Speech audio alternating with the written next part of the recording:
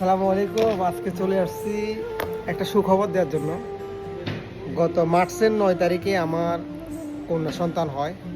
আমার আগে দুইটা সন্তান মেয়ে সন্তান আছে।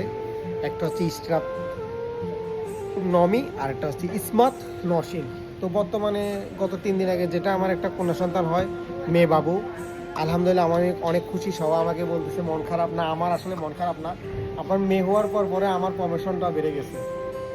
আমি উপর আল্লাহর কাছে লাখ লাখ শুকরিয়া জানাই। আমি অনেক হ্যাপি। আমার মেয়ে হওয়ার পরে আমার প্রমোশন হয়েছে, নতুন অফিস পাইছি, কাজ পাইছি নতুন।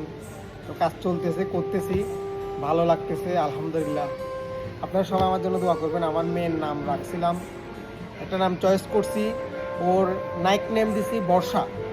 অর্ষা দিছিলাম, কেউ বর্ষা বলতেছে, তো আমি বলছি অর্ষা। ওর নাইক নেম অর্ষা। আর বাকি যে নামটা দরকার ছিল ওটা ওর মাকে বলতেছি, ও তুমি পছন্দ করে দাও। তো ওইটা ওর মা কমপ্লিট পছন্দ করে দেওয়ার পরে আমরা নাম কনফার্ম করে ফেলবো ইনশাল্লাহ। তো সবাই দোয়া করবেন। আমার 3টে রাজকন্যা আছে বর্তমানে, তারা বাংলাদেশে, আমি আছি দেশের বাইরে ওমান মাস্কেটে। তো আমার জন্য সবাই দোয়া করবেন। অফিস চলাকালীন আপনাদের সাথে এটা শেয়ার করলাম আজকে। দোয়া করবেন। আসসালামু আলাইকুম।